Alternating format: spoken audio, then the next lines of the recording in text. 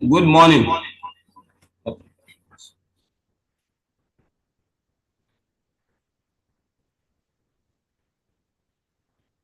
Dr. Agumbiade, please can you respond? Because I'm using two systems here, so I want to be sure that I'm audible.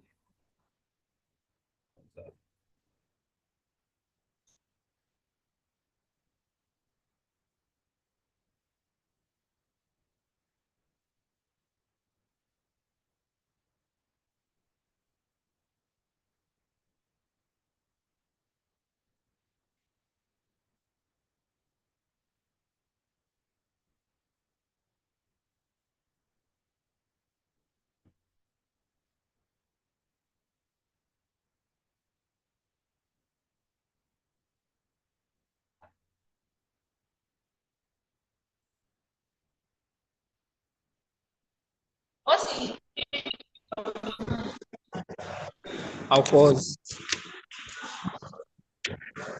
They were doing those previous videos. I don't understand what they were doing. I was now patiently watching the video and listening to the man.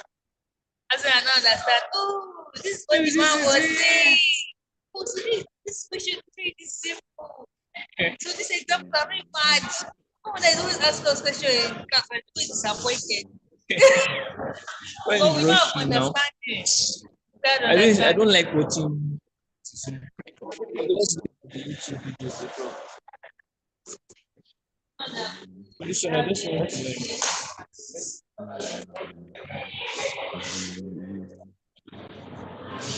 Like talking.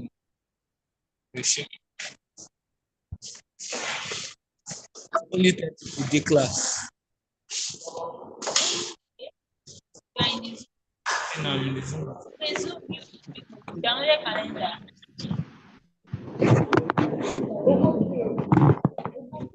Yes. Okay. You just read alcohol.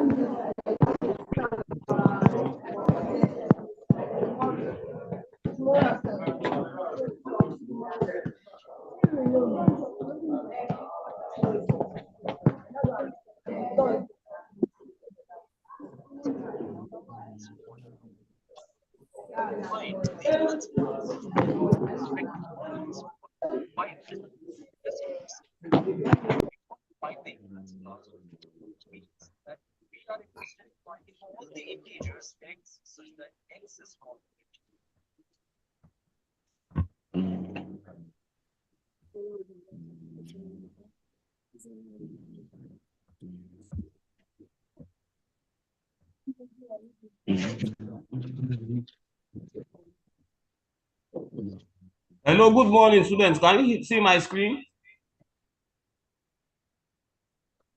Yes, sir, we can see it, sir. Okay. Am I echoing? Not really. So I just want to be sure that because I have two laptops in front of me just in case I get messed up one. So I'm clear. Am I clear? Yes, sir. Yes, sir, you are. Okay, thank you. Then we can start. Okay, so good morning. My name is Lukman Adams, and I'm one of the three that will take you through the organic aspects of CHM 121. The other lecturers will be there's Dr. Izunobi and Professor Ashekun, not Dr. Abayomi as you see projected here. Okay. Now, please let's make sure that we are quiet as we run through this class. Now, alcohols, we're going to be content here. We're going to look at alcohol, the structures, and synthesis. Online class, if you are finished, it has gone. Can you please mute yourself, students? Mute yourself. When you join, make sure you are muted. If you are not muted, check and make sure you mute yourself. Thank you. Now, alcohols have functional group OH, the hydroxyl functional group. And when you want to name them, they are usually quite easy to name. Most times you want to identify where the hydroxyl group is. You also want to identify the longest continuous chain of carbon atoms. And in identifying the longest chain of carbon atoms, make sure that the OH falls within the carbons you are numbering. So in the first bullet here, it says that, so once you identify the name of the hydrocarbon as an alkane, all you need to do is to replace the It's like ending E with an OL for all. So like I said, you make sure that you number the position of the hydroxyl group. And in assigning the numbering, either you're assigning from the left or from the right, you always want to number from the side that will give the hydroxyl group the smallest number possible, because it's the functional group. It's the main functionality in that molecule. So it takes precedence over any other side of numbering. And then, can we be muted?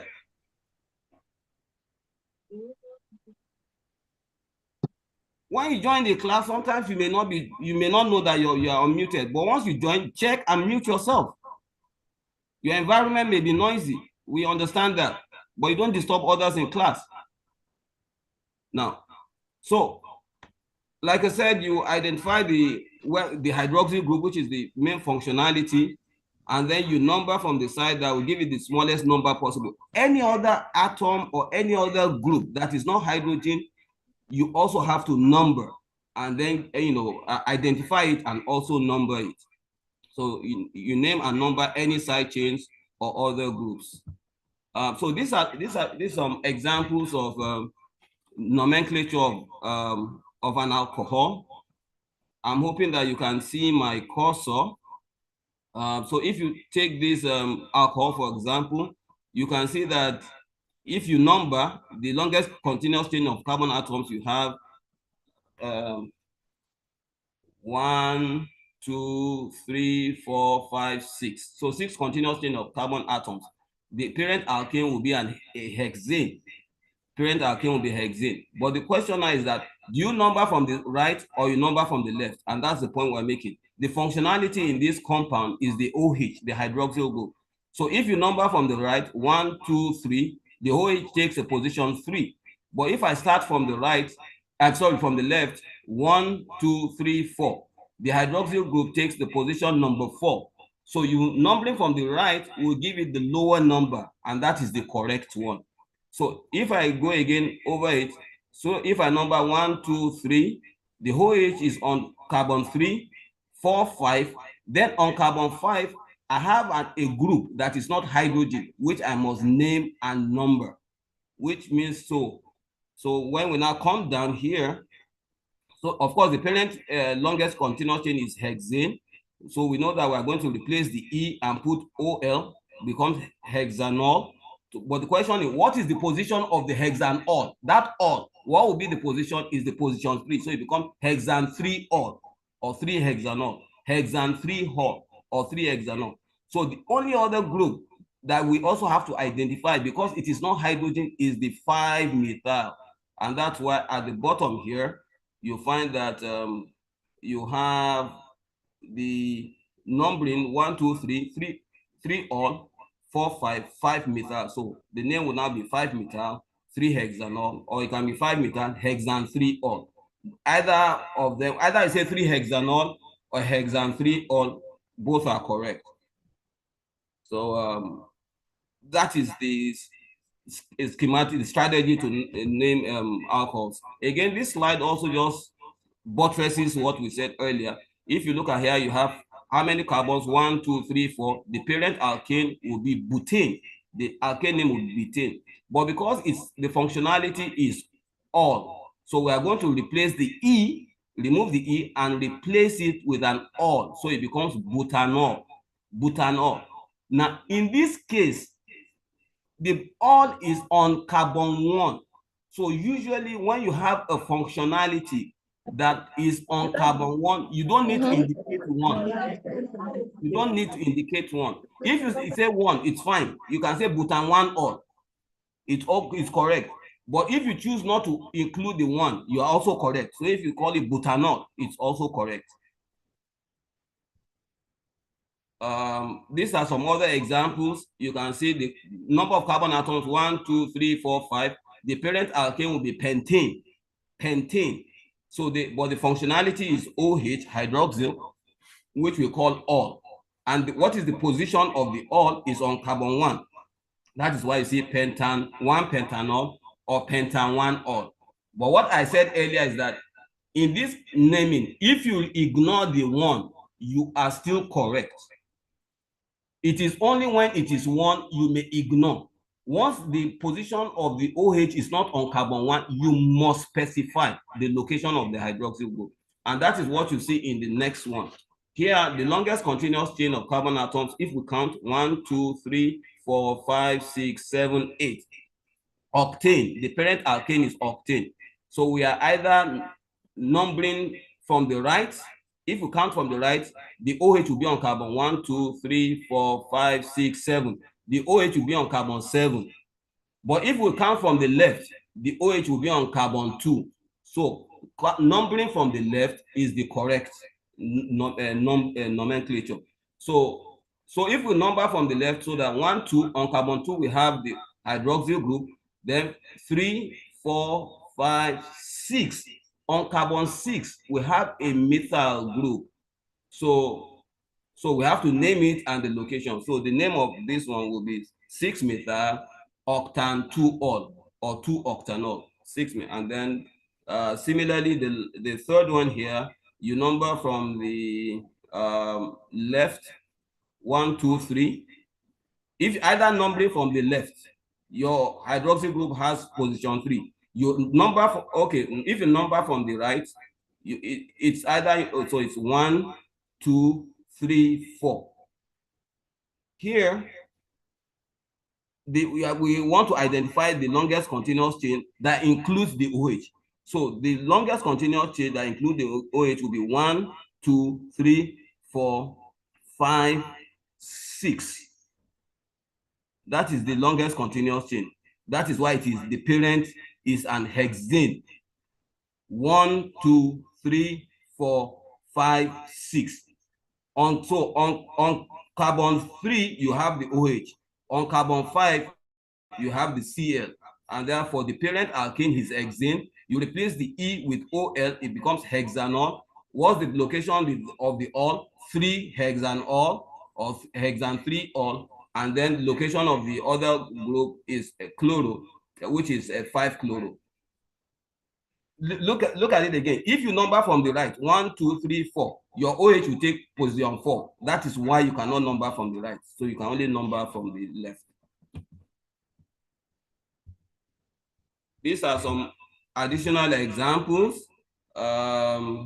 Here you have 1, 2, 3 propane. Propan 1-ol here is a 1-ol, but then on carbon 2 you have a 2-methyl. So 2-methyl, 1-propanol or 2-methyl propan 1-ol. The one on the right is if you number from the left, you have to number from the left. So it's 1, 2. Your hydroxyl group is on carbon 2, so it's butan 2-ol. The one here, you have again longest continuous chain of carbon atoms, 1, 2, 3. So either you count 1, 2, 3 or 1, 2, 3. Your hydroxyl group is still on carbon 2, but on that same carbon 2, you have a methyl group. So it's 2-methyl 2-propanol or propan 2-ol. Here, this one is a cyclic compound in which you have again the functional group. You see, there are two functionalities here. There's the bromine atom, which may be like an halogen functionality. You also have an hydroxyl group. So, but being an alcohol, the OH takes precedence. So, and that's why this will be your carbon 1. And then you also number such that the next substituent will get the lowest number possible. If we go this way, 1, 2, 3, 4, 5. The two of them will have position 5. But if you go the other way, we are going to have 1, 2, 3. So numbering in this to the right is more correct than numbering to the left, in which they will have a higher number. So that's why on the carbon 3, you have a 3-bromo, you have a 3-methyl. So you arrange these two alphabetically. Bromo, B of bromo comes before 3 of methyl. That's why you have a 3-bromo, 3-methyl, hexanol. So you can see here they didn't include the 1. You could have said hexan 1-ol. If they say hexan 1-ol, it's still correct. But if you just say 3-bromo-3-methyl hexanol, is also correct.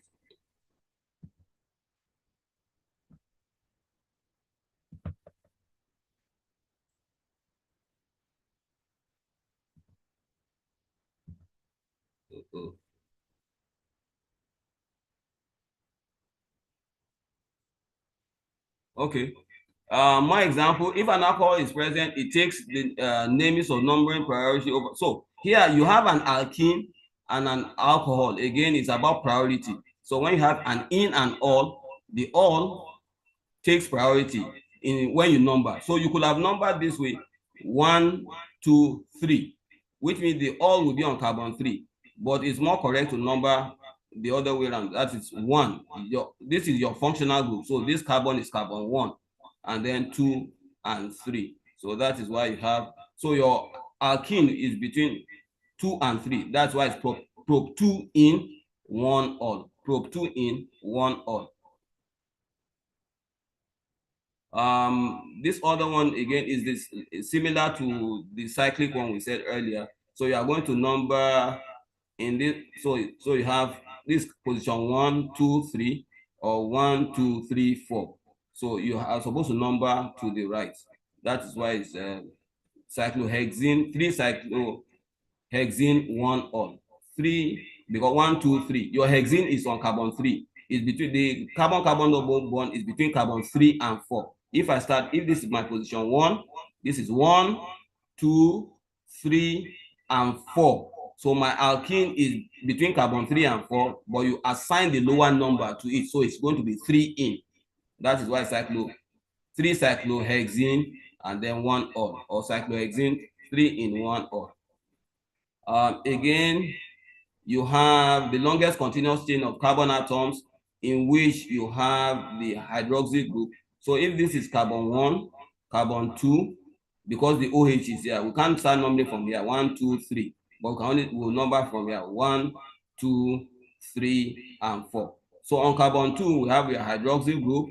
On carbon 3, we have a phenyl group. That is why it is so it is 3-phenyl butane. The alkane is butane. You remove the E, you replace it with the all. So it's 3-phenyl butane 2 all. 3-phenyl butane 2 all.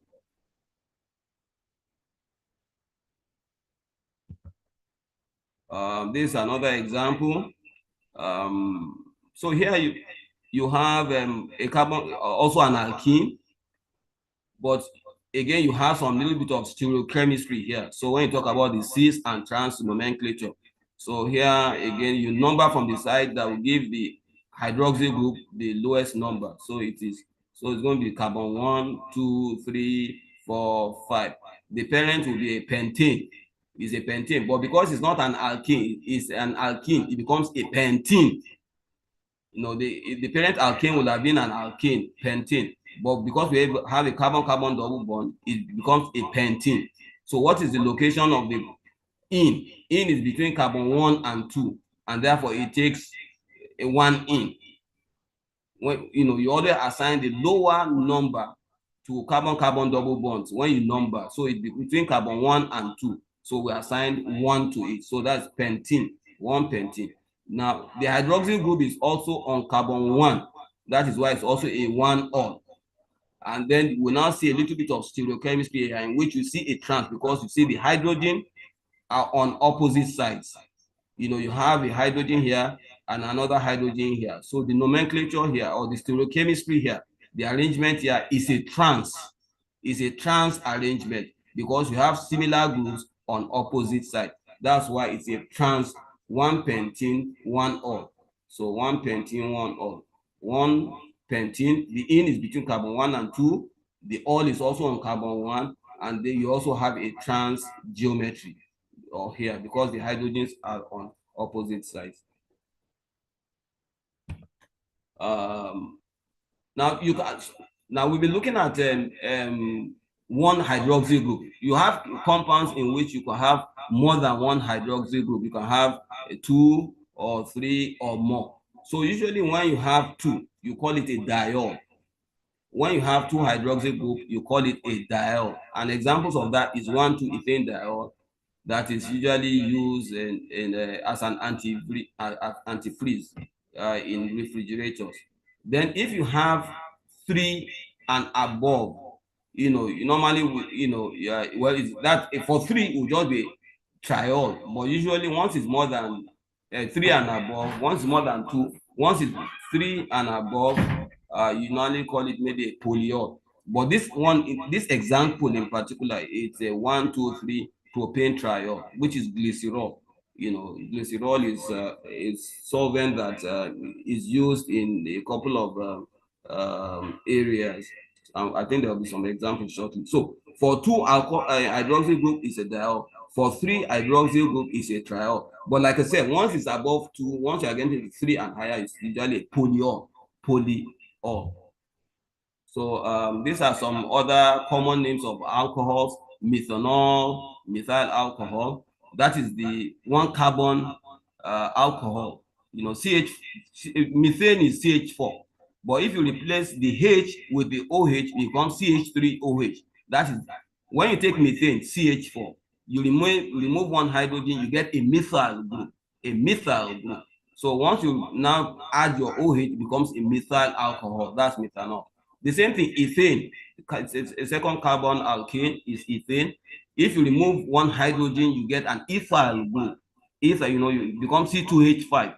So if you now add the OL, the all, it becomes ethanol, ethyl alcohol. So the IUPAC name is ethanol, the common name is ethyl alcohol. The same thing with methanol, methyl alcohol. And so as the size of the carbon increases, you can have a 3 carbon alkane propane, and then on carbon 2, if you remove the hydrogen, you put the OH, becomes propanol, propan 2-ol. And that structure is usually called an isopropyl group. Just like you say methane, you remove hydrogen, it becomes methyl. Ethane, you remove 1 hydrogen, it becomes ethyl. If you take propane, the 3 carbon alkane, and then you remove the hydrogen in the middle, the second carbon, it becomes an isopropyl group. So it's commonly called an isopropyl group. So, and then if you now put an OH there, that makes it an isopropyl alcohol, or a propan 2-ol. The same thing with if you take 2-methyl, if you take propane, we said that if protein is a 3 carbon alkane, 1, 2, 3. Now, if on the second carbon you remove 1 hydrogen, you put OH, and then you remove the second hydrogen, you put a methyl. Now, that when you have a 3 carbon alkane that has a CH3 on carbon 2, and you have removed the other hydrogen, is called a tertiary butyl group. It's a tertiary butyl group, a T-butyl. Again, let me repeat myself. If you take propane is a 3 carbon alkane in a straight line, 1, 2, 3. But if the carbon in the middle is supposed to have 2 hydrogens, if one of the hydrogens in the carbon in the middle of propane is replaced by a methyl group, CH3, it means there's a second hydrogen that is left. If you now remove that one, that gives you a T-butyl. It becomes a 4 carbon alkane. So that is a T-butyl. If you now put an OH on that second OH that you have, second hydrogen that you remove, that gives you a tertiary butyl alcohol. So it's a tertiary functionality. So you have 2-methyl 2-propanol. So, and then these are talking about some uses of alcohols, methyl alcohol.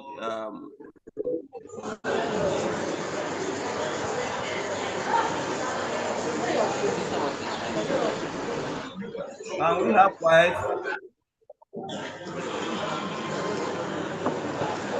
Okay, so methyl alcohol, common use in perfumes, or is used as an industrial solvent. However, methyl alcohol is dangerous. Not something that's supposed to be consumed.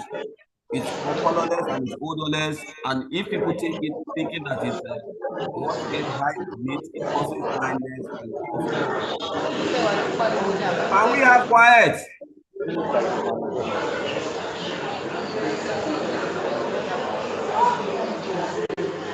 Ayomi Kunsu Ilere, will you please mute yourself?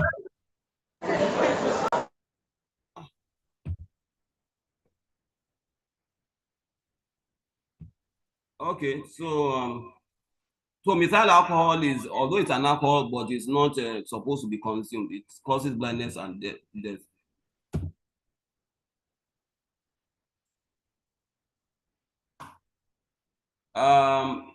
In production, methanol can be produced by destructive distillation of wood, by heating wood in the absence of air. Normally, when you heat, wood has carbon material. So when you heat it in the absence of air, you get some carbon material. You add water, you are able to get the carbon, volatile carbon material with water. You'll be able to give you the carbon with hydrogen, and the water will normally just give you methanol.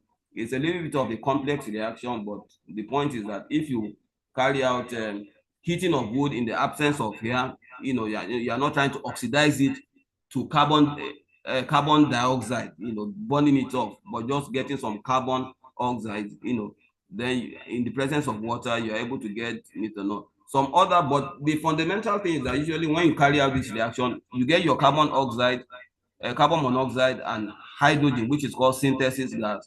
At high temperature, pressure, under some catalyst, your carbon monoxide and hydrogen synthesis gas is able to produce methanol, CH3OH.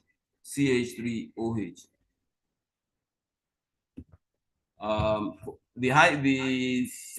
The next level of alcohol is ethanol. Ethyl alcohol. It's also used in medicines. Some of these medications tend to have, you might have the active component dissolved in a little bit of ethanol. It's used in alcoholic beverages. Some of these wines and beer also have alcohol in it.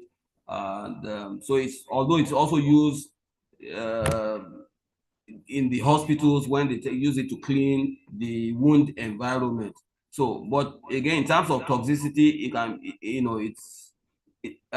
has low toxicity, but then again, it's not supposed to be just consumed, in any, just, without good control.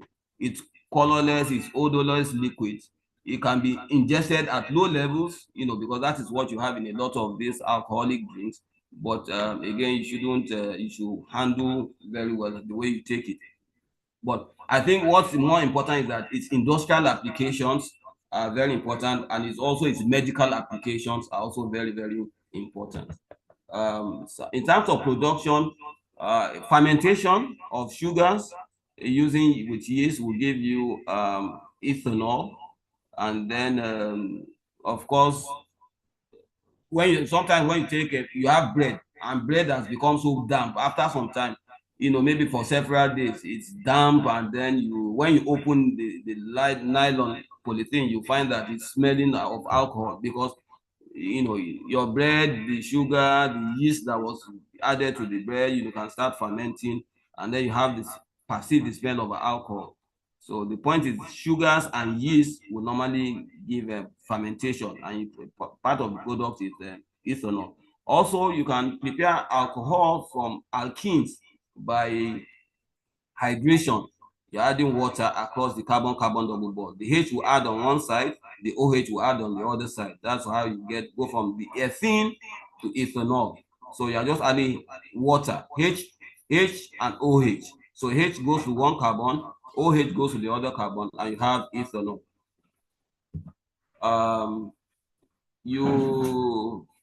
Now we've talked about the monohydric alcohols earlier, when you have just one OH functional group.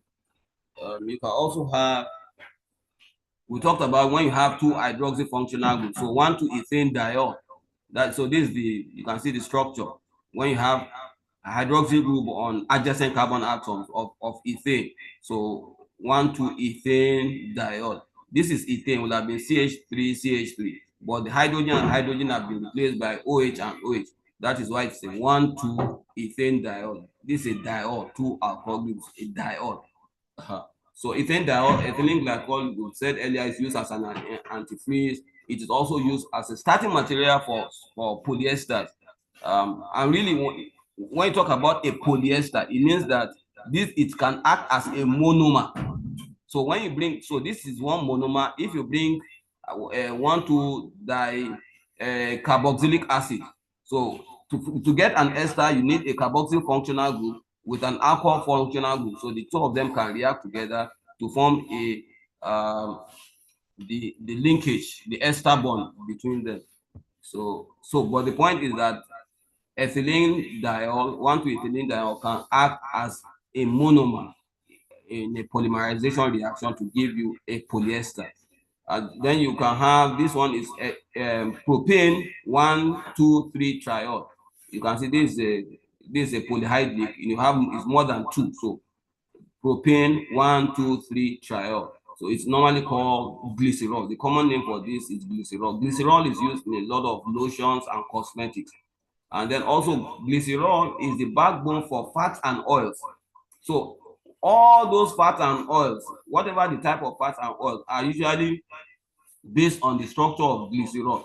And all you have is that they are long chain carboxylic esters of glycerol. So you are going to have a long chain carboxylic group that will have formed an ester bond with this, the first carbon, the second carbon, the third carbon. So oils and fats are long chain carboxylic esters of glycerol. Let me repeat myself.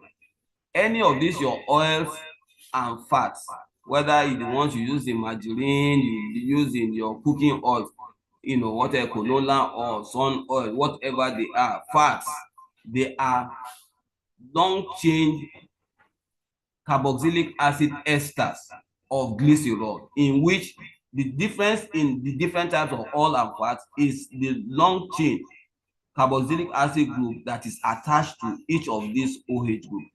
That's why it says the backbone of fats. That's propane 1,2,3 triol.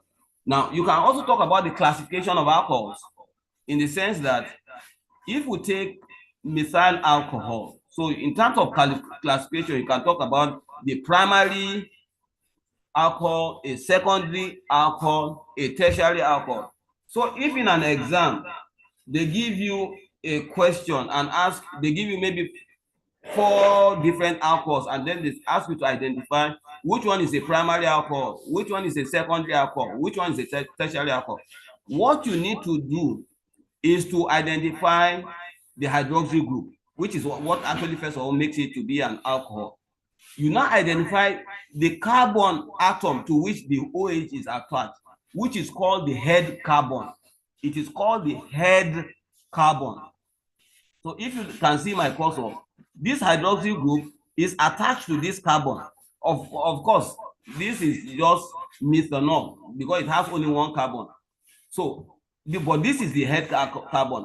Attached to this head carbon, you only have hydrogen, hydrogen, hydrogen. So this kind of alcohol is just a primary alcohol. The same thing here. If you see this one, well, this is the simplest alcohol. Now, if you take this one, so the primary in particular, so again, this is the head carbon, the hydroxyl. So this carbon is supposed to have has 1 hydrogen here, 1 hydrogen here, and 1 alkyl group. So when you have an alcohol in which the head carbon has only 1 alkyl group, the other 2 are hydrogen, this is primary.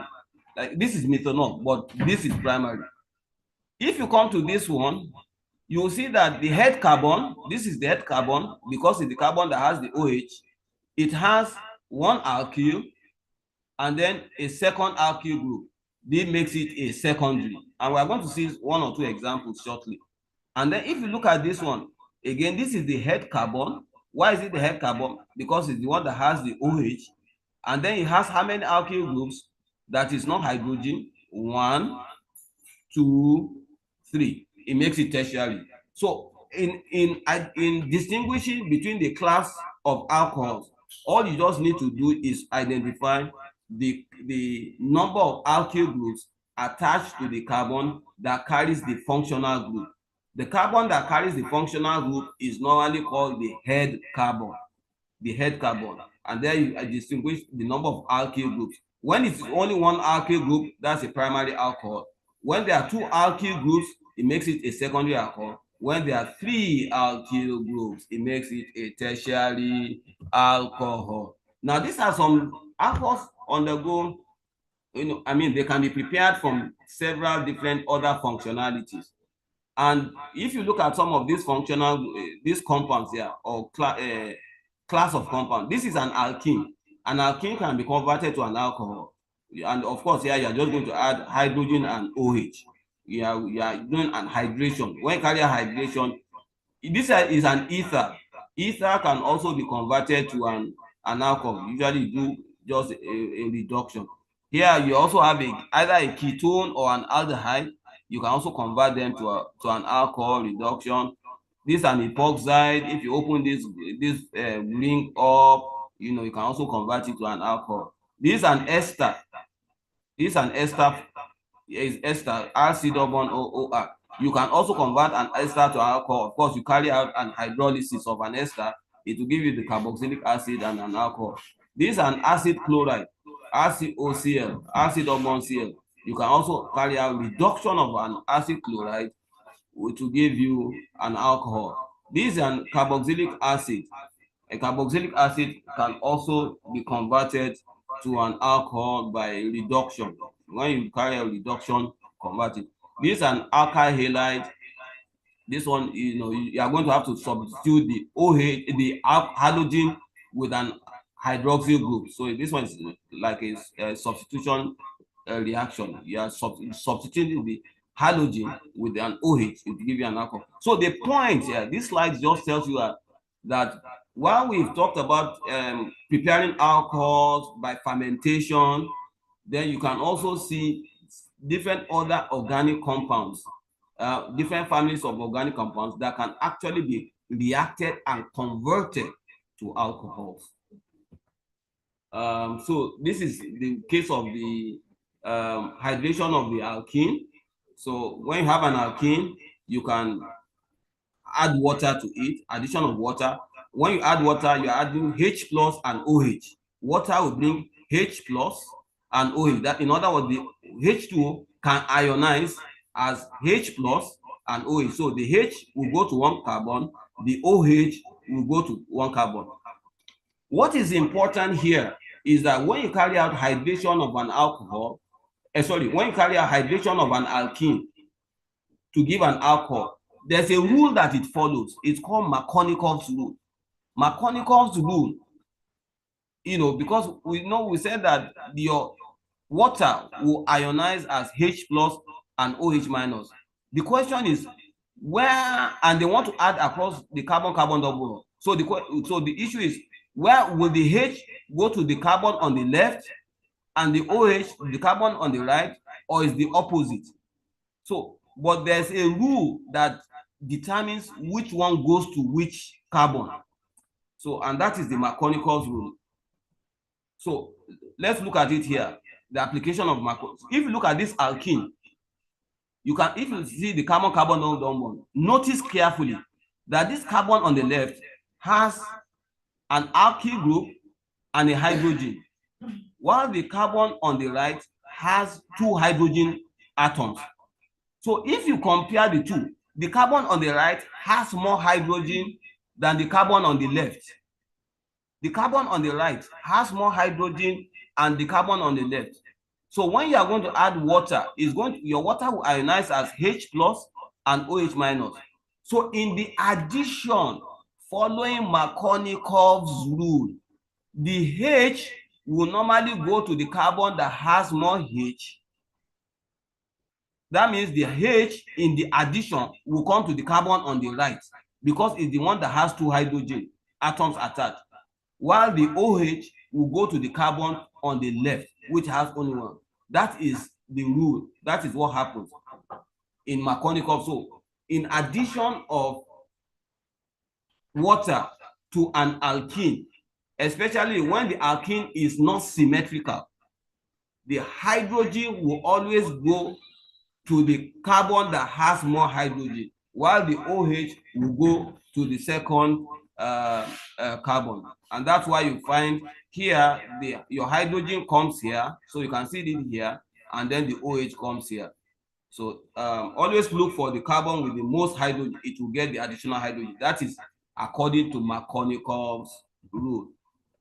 So here again, if you remember the slide that talks about, you can also reaction of alkyl halides to give alcohols. So this is an example of reaction of an alkyl halide RX to give an alcohol. So basically, you are actually going to, so you may ignore this, the one on top. This is where you just focus here. This is your RX, your alkyl halide, your alkyl with an halide. So when you bring an hydroxyl group, it's a substitution reaction. I told you it was a substitution. So the Br comes out and the OH comes in.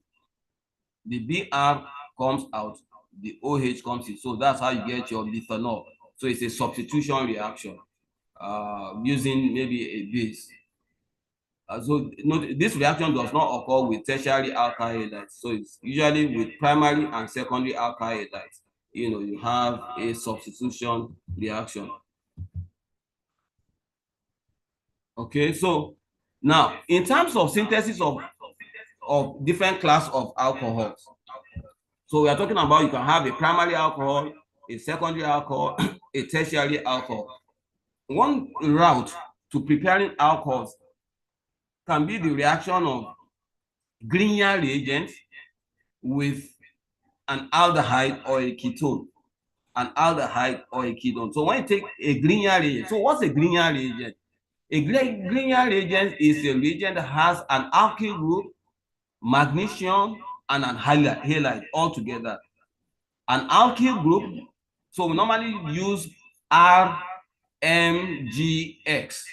R for the alkyl, Mg for the magnesium, X for the halogen. That's a Grignard reagent.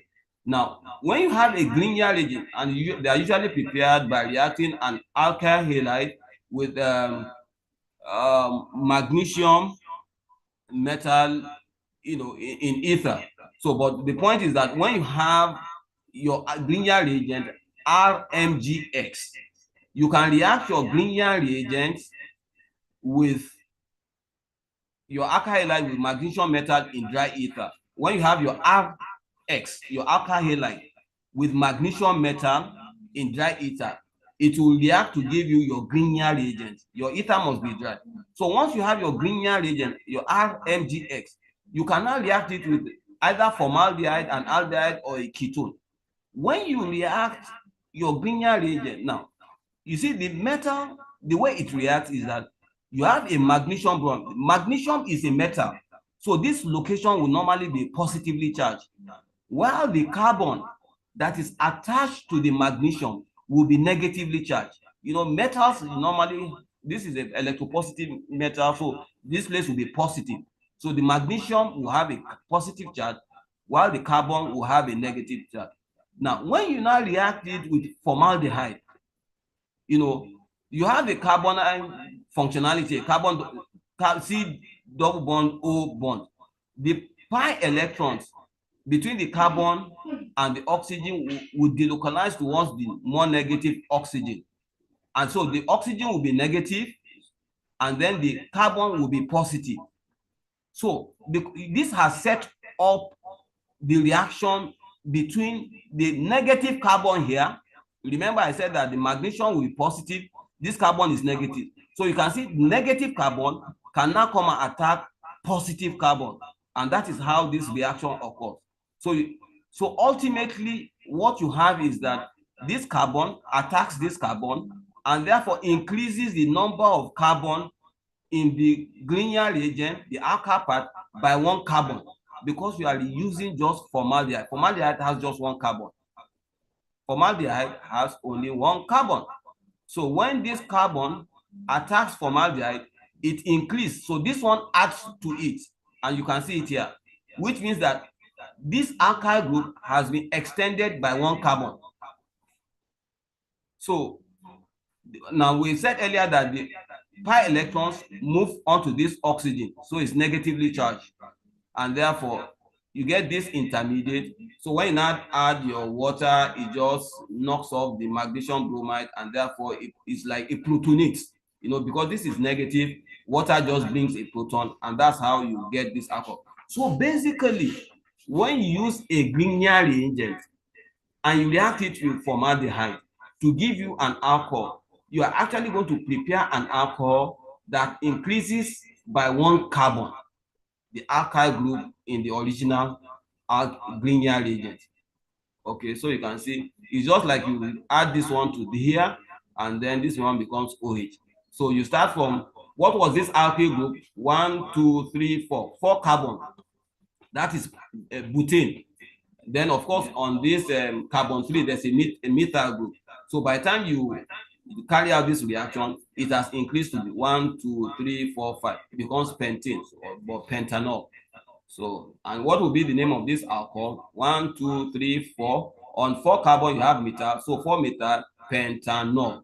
4-methyl pentanol, pentan 1 up. And we said once it's 1, you don't need to give the 1 location. So that one was for primary. And so if you are going to prepare a secondary alcohol, you now, instead of using formaldehyde, you use an aldehyde proper. Formaldehyde is the simplest aldehyde because it has 2 hydrogen atoms. But when you replace one of the hydrogen with an alkyl group, you get the next higher level of an aldehyde. So this is the next an aldehyde. So if you now react an aldehyde, which is not formaldehyde, with your Grignard reagent, by the time you extend the same kind of reaction, this carbon will attach this carbon.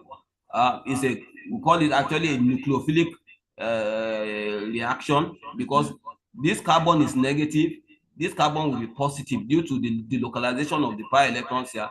The oxygen will be negative, the carbon will be positive. So this negative carbon is seeking this positive carbon. That's why it's negative is seeking positive. That's nucleus, because the nucleus of an atom is normally positive charge. That's why I said it's a nucleophilic reaction. So, but the point now is that when this carbon attacks this carbon to give you this, and then it's protonated, you add water, you can see that this carbon already has 1 CH3 group here. So this carbon now becomes the head carbon. So the carbon, so you have the OH, a CH3 here, and another alkyl group here. So this makes it a secondary alcohol. It makes it a secondary alcohol. So with an aldehyde that is not formaldehyde, you get a secondary alcohol. When you do a Grignard reagent with formaldehyde, you get a primary alcohol. So, but when it's an aldehyde that is not formaldehyde, you get a secondary. You can see this head carbon, the carbon that has the OH, has 1 alkyl group here, and then another bigger alcohol, and then there's hydrogen. So this makes the class of this alcohol is secondary. So if you look at this one, you are now using a ketone. So the same type of reaction, when you react this carbon with this carbon, nucleophilic attack again, because these pi electrons have shifted here. This carbon the oxygen is negative, this carbon is positive because it has lost the pair of electrons it was sharing here. The negative carbon here will attack this positive carbon to give us this intermediate.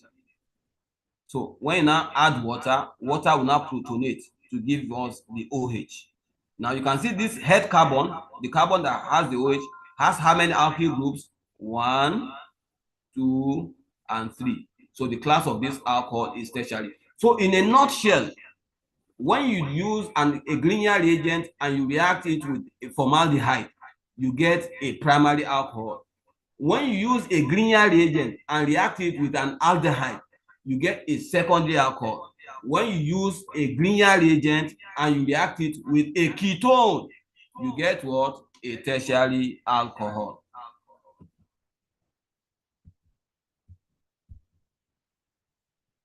Now, this is just showing reaction of an aldehyde to an alcohol. So in that scheme, we show that many different organic compounds can be converted to an alcohol. So this is an example. This functionality here, this is an aromatic aldehyde. You can see this is aromatic ring, benzene ring, and this is C-double-OH. This is an aldehyde group. So this is an aromatic aldehyde. The reaction occurs at this functionality. So you are reacting sodium borohydride using it. Sodium borohydride is a reducing agent, and therefore it's able to reduce your aldehyde functionality to an alcohol. It's a reducing agent. It brings a hydride. Sodium borohydride is able to bring in hydride ion to attack the carbonyl carbon, and then thereafter you now do a hydrolysis of this intermediate to give you an alcohol. So basically, it's just a reduction of this carbonyl functionality using sodium borohydride. It brings H minus, attacks here, and then your water protonates it, and you can see you get an alcohol.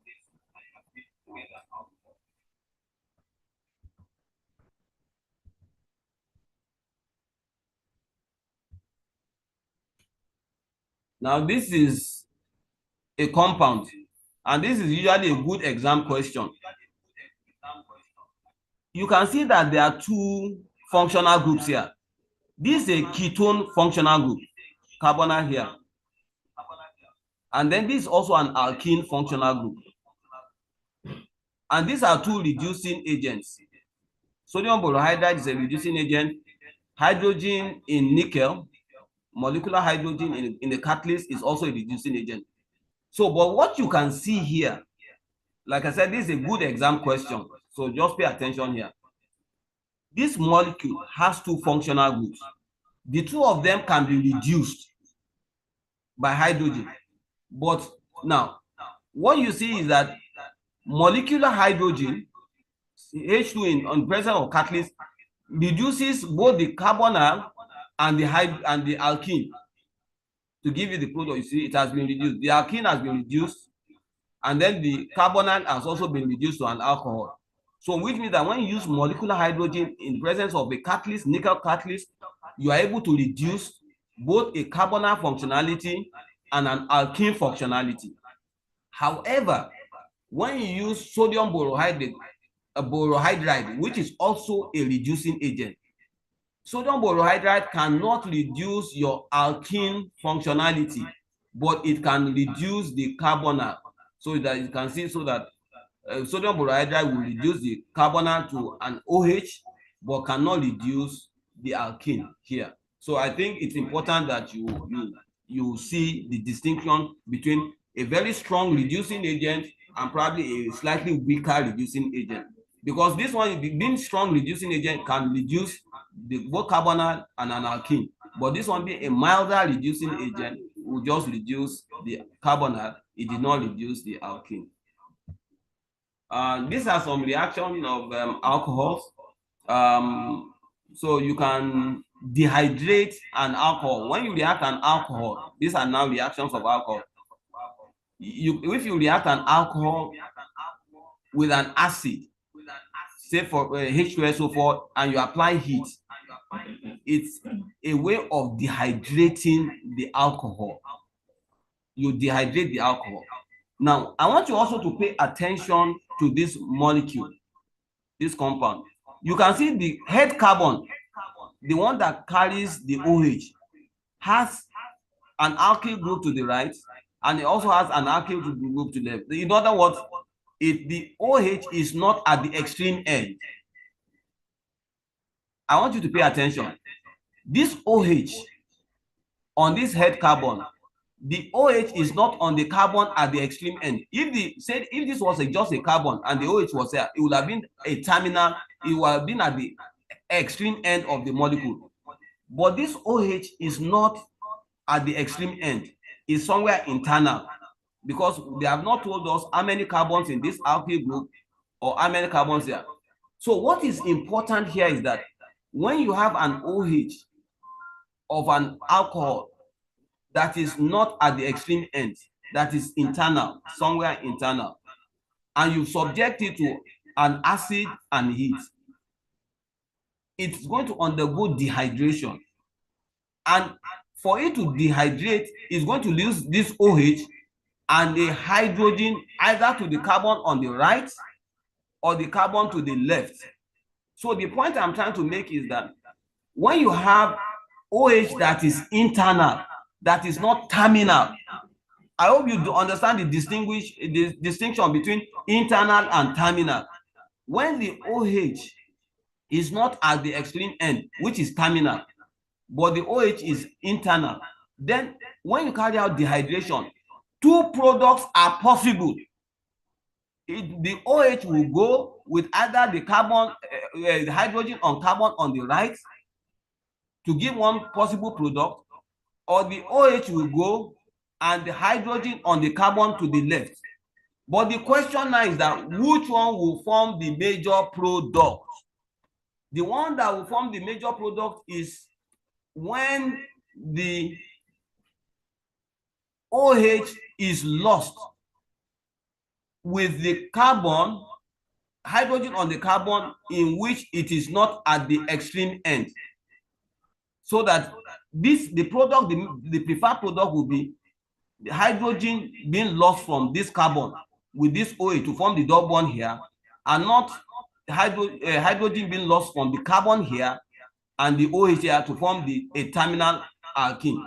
If the OH and the carbon, the hydrogen on this carbon loses if the double bond forms here, it will be a terminal alkene. Unlike if the OH and the hydrogen on the carbon on the left goes, we give an internal alkene. Internal alkenes are more stable than terminal alkenes. You should have learned that when you did your alkenes. Internal alkenes are more stable than terminal alkenes, and therefore, of the two products that are possible, the internal alkene will be the major product. Some other reactions of alcohols is you can oxidize them with oxidizing agents like potassium permanganate, potassium dichromate or sodium dichromate. You can, when you oxidize an alcohol, when you oxidize with an oxidizing agent, you can get, so when you oxidize a primary alcohol, you get an aldehyde. But when you oxidize a secondary alcohol, you get a ketone. Look at the primary alcohol. You can see that you are going to lose hydrogen, one hydrogen from this carbon and the hydrogen on the hydroxyl group. So it's going to form a carbonyl. So you are going to get an aldehyde. But when you do the same reaction, oxidation of a secondary alcohol, this is a secondary alcohol, you are going to lose this, if you can see my cursor, you are going to lose this hydrogen and this hydrogen. So the carbon-carbon double bond, oxygen double bond will form here to give you a ketone. So in summary, primary alcohols, when you oxidize them, they give you an aldehyde. Secondary alcohols, when you oxidize them, they give you a ketone. And so this is this slide talks about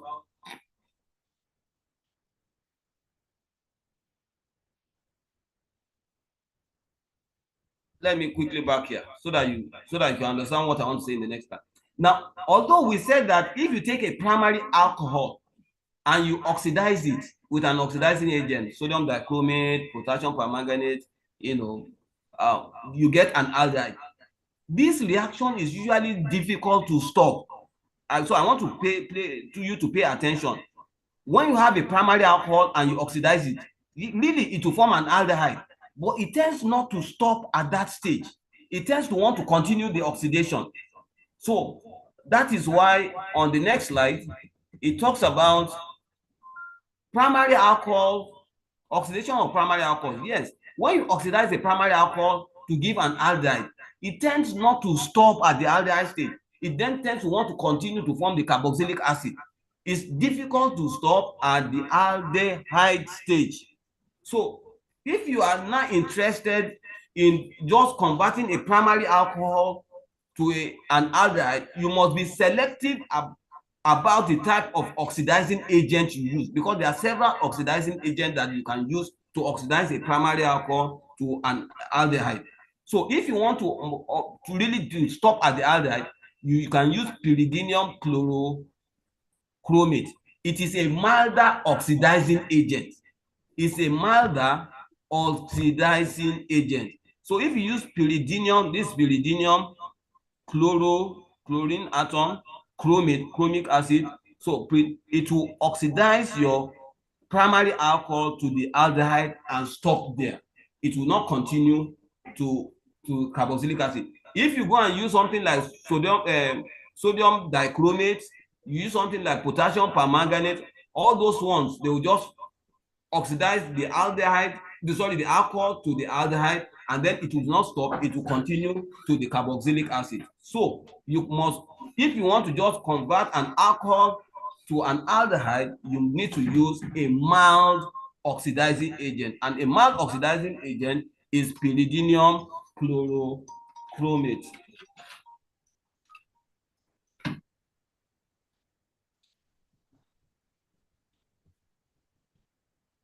Now, if oxidation of secondary alcohols, to ketones. So again, if you can use sodium dichromate in the presence of an acid. So you get your ketone. There's no problem with this one. You get a secondary alcohol, use sodium dichromate in an acid, you are going to get your ketone. This one will not oxidize further. But if it was a primary alcohol, when you get it to the aldehyde, it will not stop. It will continue the oxidation to the carboxylic acid. And then in the case of tertiary alcohols cannot usually be easily oxidized. So most times there's no reaction. So if you take a primary alcohol, you can oxidize it to an aldehyde. Secondary alcohol, you can oxidize it to a ketone. Tertiary alcohols, no reactions. They are usually, because tertiary alcohol has 3 alkyl groups attached on the head carbon, and therefore it's difficult to break to give you, and that's why this slide talks about the primary alcohol. You can oxidize it to an aldehyde if you use pyridinium chlorochromate. If you use any of the other oxidizing agents, primary alcohol will give you, it will oxidize to aldehyde, then continue to the acid, but secondary alcohol will give you a ketone. And then in terms of identifying class of, I'll soon stop.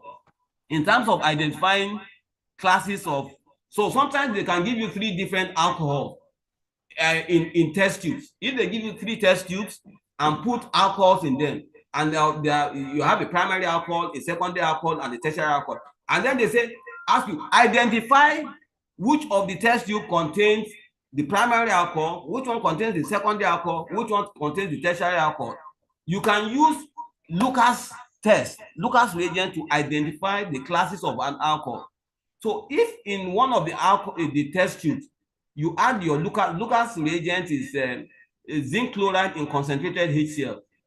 The Lucas reagent can be used to test for confirm the class of an alcohol. So if you add Lucas reagent to the first test tube, and if immediately you see a precipitate, the moment you add the Lucas reagent, you see a precipitate, that is your tertiary alcohol. That is the tube that contains your tertiary alcohol. If when you added the Lucas reagent, it took almost about, you shake, it takes almost about 3, 4, 5 minutes before you begin to see precipitate. That is your secondary alcohol. Tertiary alcohol, the moment you add Lucas reagent, you get precipitate immediately. The moment you add, you just see your white precipitate, kind of cloudiness. But when it takes about 5 minutes for you to get precipitate, that is your secondary alcohol. If when you add and nothing happens, and then you warm, if you warm, assuming it is only after warming that you are able to get a reaction, even after 5 minutes, nothing happens, and then you now warm slightly, if it now becomes cloudy, that is most likely your primary alcohol. So what did I say? Tertiary alcohols give precipitate immediately. The moment you add, you get your precipitate. That's tertiary alcohol. Secondary alcohol, it takes about, you shake, it takes about 5 minutes, and you still get. But primary alcohol, you must warm it. Once you warm and then you get the precipitate, then that is your primary alcohol. And this is the reaction. So this is, for example, this is secondary alcohol. This is your zinc chloride. And what happens is that your zinc chloride attacks the hydroxyl group. It forms a complex. It knocks off. This one comes off. You get a carbonium carbon, and then the chlorine atom comes in. And this is to get your. So this is what forms that precipitate, because you are now getting a kind of a precipitate there. This one comes off, and then you are getting, the mixture now gives you this precipitate. But this reaction will occur immediately for tertiary. It takes about 5 minutes for secondary, and you have to warm it to get for primary. So we are familiar with reactions of alcohols to esters. Of course, alcohol with carboxylic acid, esterification reaction, we are familiar with this. Esters are sweet smelling. From our secondary school, we're all familiar with the reaction of alcohols and carboxylic acid to form ester. So there's no big deal in this one.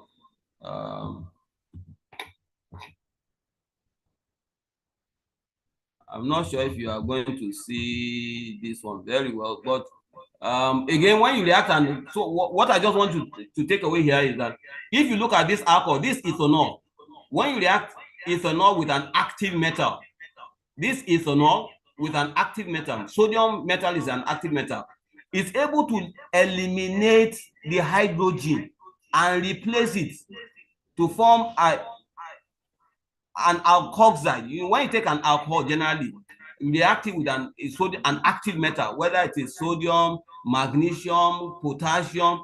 These are all active metals. They are able to substitute the hydrogen of the alcohol and liberate hydrogen, while the active metal will now replace it to form. So ethanol, for example, will form an ethoxide, sodium ethoxide, from ethanol. Sodium metal replaces this hydrogen. It liberates it as hydrogen gas, and the active metal, stands next to the oxygen, so you have sodium ethoxide. The same thing with potassium. This isopropyl alcohol, the potassium metal is able to substitute the hydrogen. Hydrogen comes off of hydrogen gas, and you have potassium isopropoxide. So alcohols generally with active metals will give you an alkoxide. Any alcohol, butanol, propanol, pentanol, hexanol, octanol, you react them with an active metal, they will replace the hydrogen, and the hydrogen, you are going to liberate hydrogen gas, while the active metal will now form the alkoxide. So it's going to be potassium alkoxide, whatever the alcohol is, calcium, magnesium alkoxide, sodium alkoxide, etc. So I guess we will stop here.